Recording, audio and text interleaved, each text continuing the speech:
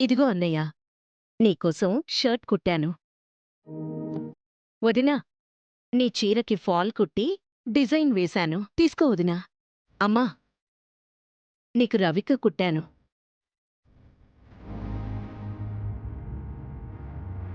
ఎలా ఉన్నాయి?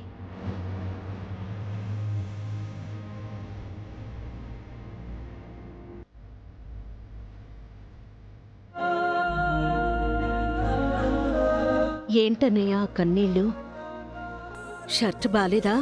నా చిన్నారి చెల్లెలు నాకే షర్టు కుట్టేంత పెద్దదయింది. నువ్వు నా బంగారం అమ్మా.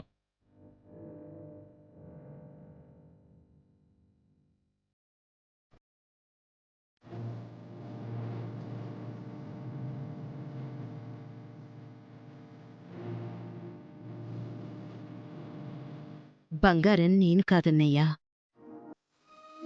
నువ్వు. మా అన్నయ్య బంగారం.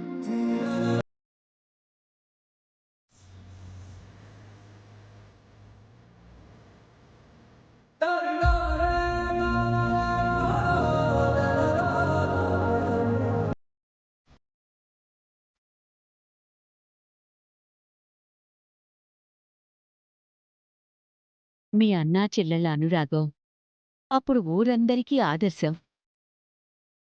శివకృష్ణలాంటి అన్నయ్య లేడు, సుమతిలాంటి చెల్లెలు లేదు అనుకునేవాళ్ళు. అలాంటిది మీరు విడిపోవలసిన పరిస్థితి వచ్చింది. నువ్వు మాకు దూరమయ్యావు. నీ ప్రేమ వారసత్వం, నీ పెద్ద మేనకోడలు మధుమితకొస్తే బట్టలు కుట్టడంలో నీ నైపుణ్యం నీ చిన్న కోడలు సీతకొచ్చింది.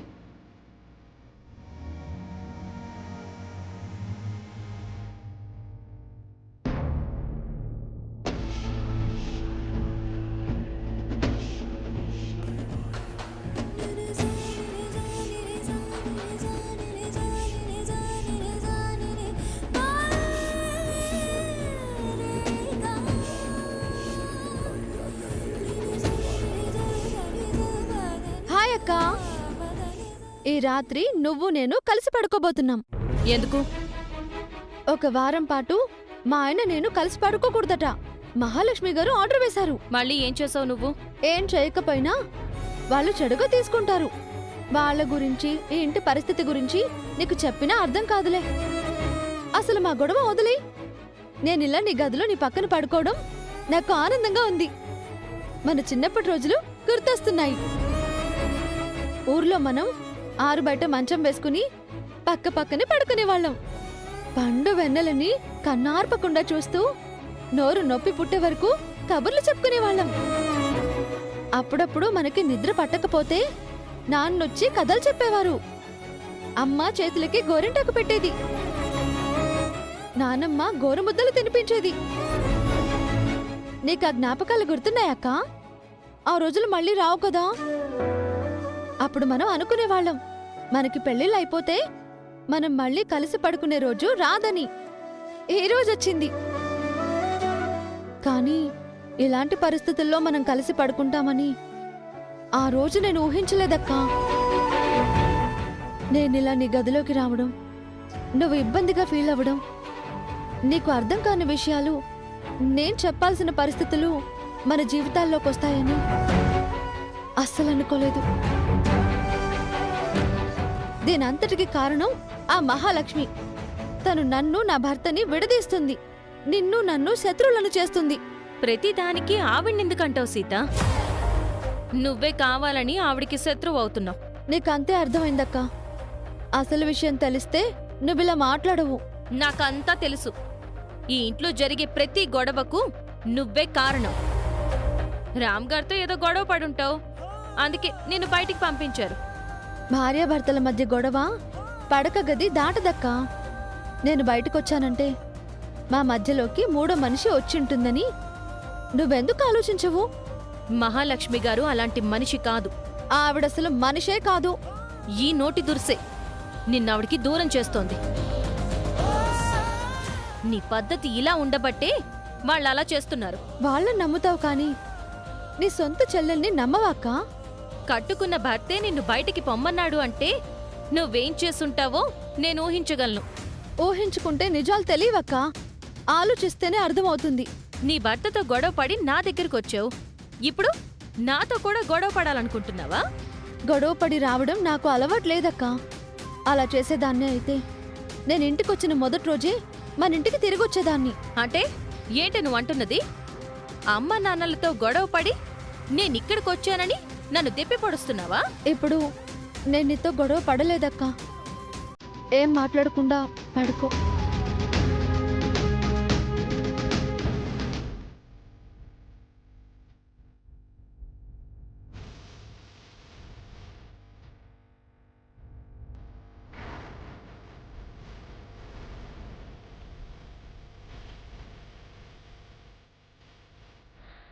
మహాలక్ష్మి అత్తయ్య, నన్నే నా మామ గదిలో నుంచి బయటకు పంపిస్తావా? నా మామే నన్ను గదిలోకి రప్పించుకునేలా చేస్తా.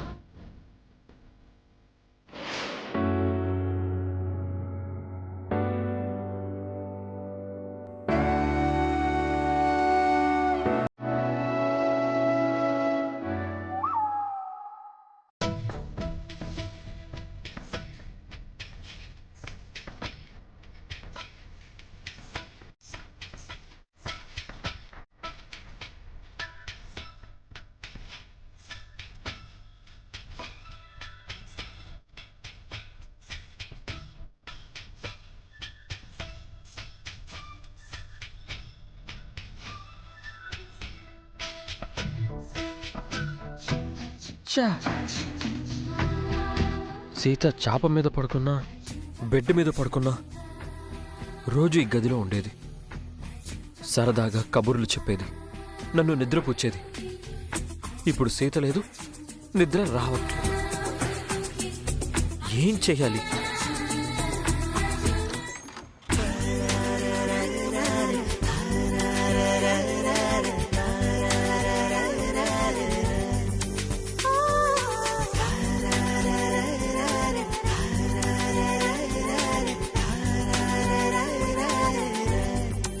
మళ్ళీ వచ్చావా? అటు చూస్తే బెడ్ మీద పడుకొని కనిపిస్తావు, ఇటు చూస్తే చాప మీద పడుకొని కనిపిస్తావు. ఇప్పుడేమో నా ఎదురుగా నించున్నావు. కళ్ళు మూసినా తెరిచినా నువ్వే కనిపిస్తున్నావు సీత. నా ఊహల నిండా నువ్వే ఉన్నావు. నిజమా మామా? నేను ఇక్కడే ఉన్నట్టు ఊహించుకుంటున్నావా? నా ఊహల్లోకి నువ్వు తప్ప ఇంకెవరొస్తారు సీత? సీత, నువ్వు నా పక్కన లేకపోతే నాకు నిద్ర పట్టట్లేదు. కాసేపు నాతో కబుర్లు చెప్పి నిద్రపోచ్చవా? నేనంటే నీకు అంత ప్రేమ మామా? చెప్పలేనంత ప్రేమ. నా మనసంతా నువ్వే ఉన్నావు.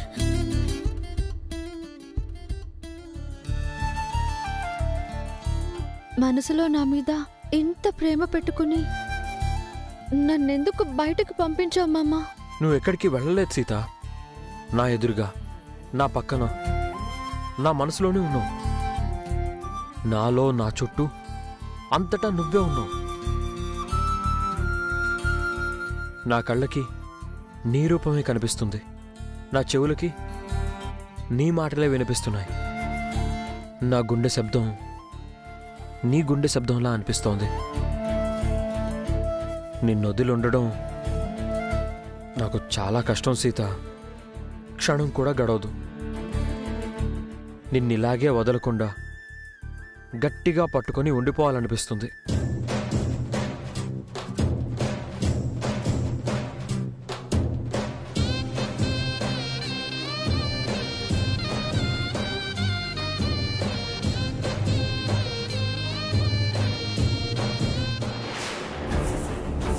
రామ్ నిద్రపోయాడో లేదో, నాకు తెలియకుండా సీత ఏదైనా తింగర పని చేస్తుందా ఏంటి?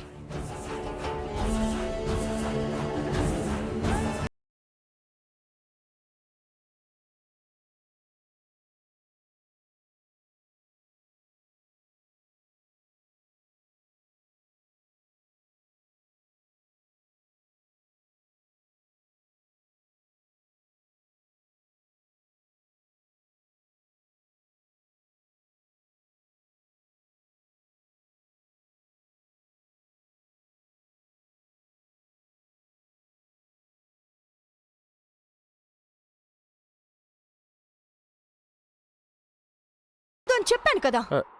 ఎవరు పిన్ని? ఆ సీత తనని ఇందాకే బయటికి పంపించేశావు కదా, ఎలా వచ్చింది? ఎందుకు రానిచ్చావు?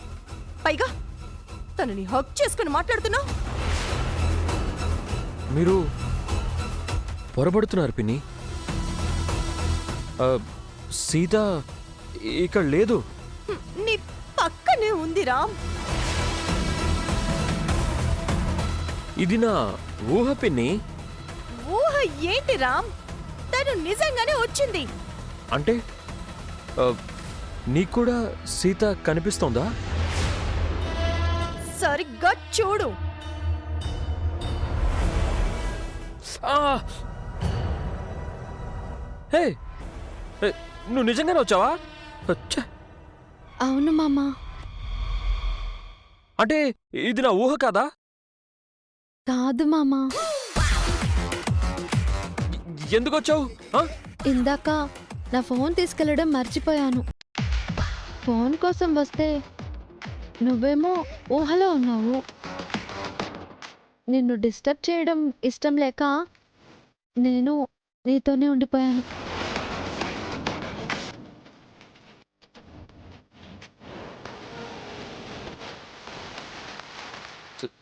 సారీ పిన్ని, ఇదంతా నా ఇల్యూషన్ అనుకున్నాను. మగుడు పెళ్ళాన్ని ఊహించుకోవడం అంత తప్పేం కాదులే మామా.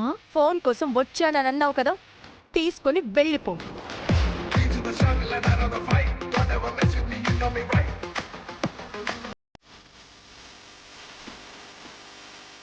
ఇంకా ఏదైనా మర్చిపోయావా? మళ్ళీ మళ్ళీ వచ్చావంటే బాగుండదు. ఏమీ మర్చిపోలేదులే అత్తయ్య. అవును, నేనంటే ఫోన్ కోసం వచ్చాను. మీరెందుకు వచ్చారు? నేనెందుకొస్తే నీకెందుకు? ఆయనకి కాపలాగా వచ్చారా? వెంటనే ఇక్కడి నుంచి వెళ్తావా లేదా? ఆ, వెళ్తానులేండి అత్తయ్య. బీపీ తెచ్చుకోకండి. Good night.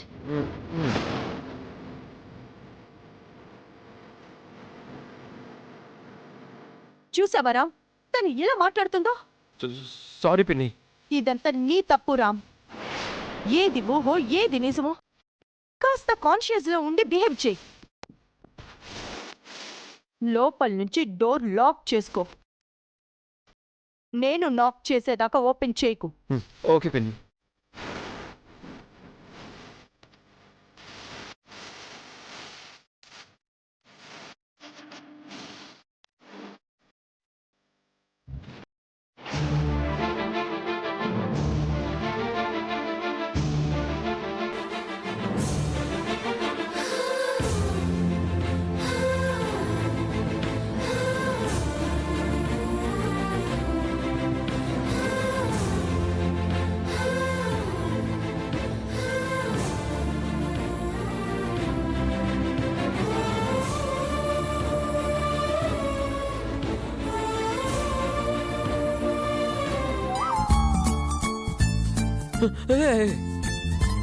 వద్దు, నువ్వు నా ఊహల్లో కూడా రాకు. వెళ్ళిపో.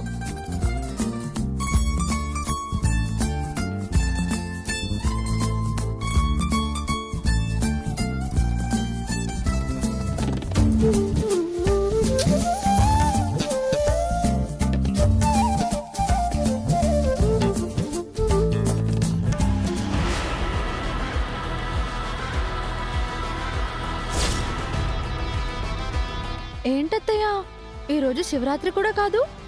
నైట్ అంతా ఇలాగే కాపలా కాస్తూ జాగరణ చేస్తున్నారా? నాకు శివరాత్రి కాదే, కానీ నీకు కాళరాత్రి చేశాను కదే. కాసేపు మీరు రాకపోయి ఉంటే ఇదే మా తొలి రాత్రి అయి ఉండేది. సిగ్గు లేకుండా ఎలా మాట్లాడుతున్నావే? మీకు లేని సిగ్గు నాకెందుకత్తయ్య? నువ్వు ఎలాంటి ప్రయత్నాలు చేసి రామ్ గదిలోకి వెళ్ళినా వెంటనే నిన్ను బయటికి పంపించేస్తాను. నన్ను ఆ గదిలోంచి పంపించేయగలరత్తయ్య, ఆయన మనసులోంచి కాదు. మామ ప్రతి క్షణం నన్నే తలుచుకుంటూ ఉంటారు. ఆయన ఊహల్లో, ఊపిరిలో అంతటా నేనే ఉన్నాను. నన్ను ఇక్కడి నుంచి పంపించడం మీ తరం కాదు. నేను తలుచుకుంటే ఏదైనా చేస్తాను. రామ్ మనసులో నుంచి నిన్ను ఎరేస్ చేసి మీ అక్క మధుమితని ఇంప్లాంట్ చేస్తాను. నేనేమైనా మొక్కనా అత్తయ్య? నన్ను పీకేసి మా అక్కను అంటుకట్టడానికి? నా దృష్టిలో నువ్వు కలుపు మొక్కవేనే, పీకి పారేస్తాను. నేను ఆయన మనసులో లోతుగా పాతుకుపోయానత్తయ్య. నా వేళ్ళు ఆయన నరనరాన అతుక్కుపోయాయి. ఆయన ప్రతి రక్తపు బొట్టులో నా నుదుటి బొట్టు కలిసిపోయింది. ఆయన గుండె నా కోసమే పుట్టింది. మేమిద్దరం కాదు, ఒక్కరం. ఈ పైత్యం తీసుకెళ్లి ఏ పిచ్చోళ్ళకో చెప్పవే, చప్పట్లైనా దక్కుతాయి.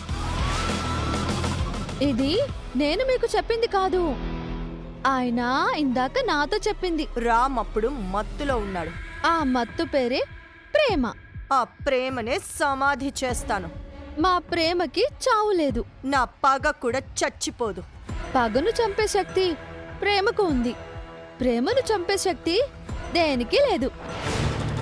ఉంది. ఆ శక్తి పేరు మహాలక్ష్మి. ఈ వారం రోజుల్లో రామ్కి నిన్ను దూరం చేస్తాను. మధుని రామ్కి దగ్గర చేస్తాను. నిన్ను పిచ్చిదాన్ని చేసి ఇంట్లోంచి గెంటేస్తాను. మధుని నా కోడల్ని చేసుకుంటాను. ప్రేమకు అలవాటుందత్తయ్య. ఎంత విడదీయాలనుకుంటే అంత బలంగా కలిసిపోతుంది. ఇదే వారంలో రామ్ గారు నేను విడదీయలేని జంట అని మీరు తెలుసుకునేలాగా చేస్తాను. వారం కాదే, అందుకు ఒక యుగం కూడా నీకు సరిపోదు. ఇన్నాళ్ళుగా నాకు నచ్చని కోడలుగా నువ్వు ఈ ఇంట్లో ఉన్నావు. రేపటి నుంచి నేను మెచ్చిన కోడలు మధు ఈ ఇంట్లో ఎలా ఉండబోతోందో నువ్వు చూస్తావు. మధు ఈ ఇంటి కోడలైతే ఎలా ఉంటుందో రేపు పొద్దున్నే చూపిస్తాను.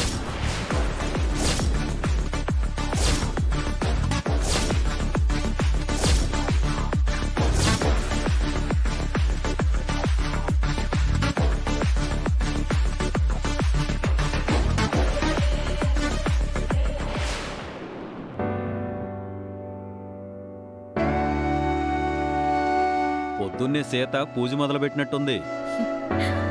ఇంట్లో వాళ్ళకి బడిత పూజ చేయాలంటే ముందు భగవంతుడి పూజ చేయాలి కదా.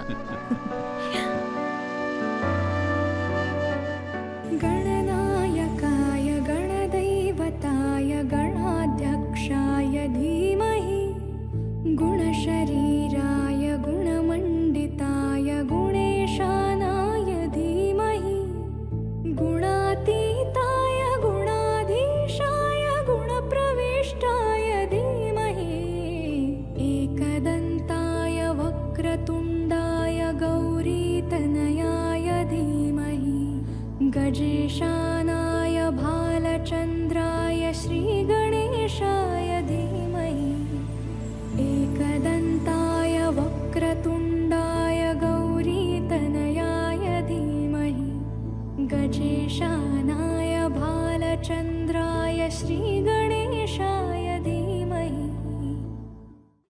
మధుమిత పూజ చేస్తుంటే సాక్షాత్తు భక్త శబరి రాముణ్ణి పూజించినట్టు, మీరాబాయి కృష్ణుణ్ణి పూజించినట్టు ఉంది కదా మహా. ఇంకా నయం, మధుమితను ఆడవేషంలో ఉన్న అన్నమయ్య రామదాసు అనలేదు. ఈ ఇంట్లో పూజ చేస్తే కోడలుగా సీత చేయాలి, లేదా అత్తగా మీరు చేయాలి. ఏమీ కాని మధుమిత చేయడం ఏంటోదినా? మధుమిత కూడా ఈ ఇంటి మనిషి లాంటిదే.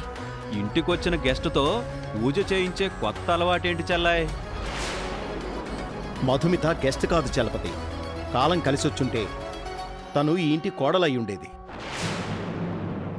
కానీ కాలాన్ని వెనక్కి తిప్పలేం కదన్నయ్య. సీత ఈ ఇంటి కోడలైంది కదా.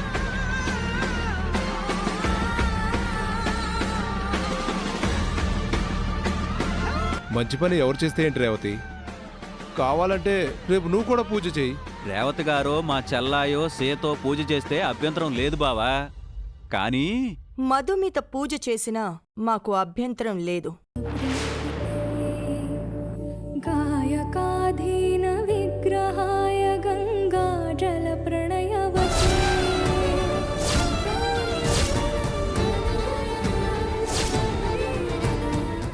నువ్వేం మాట్లాడవేంటి రామ్? నీకు కూడా అభ్యంతరం ఏం లేదా? దేవుడి పూజ అందరూ చేయొచ్చు కదా అత్తయ్య.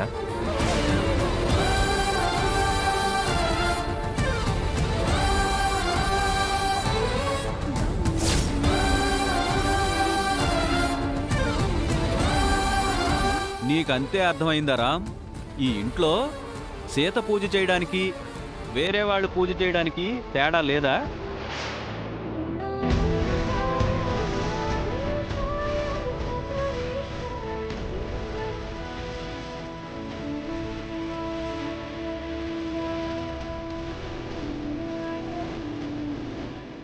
ఈ ఇంట్లో నువ్వు పూజ చేయడం కొందరికి ఇష్టం లేదు మధు.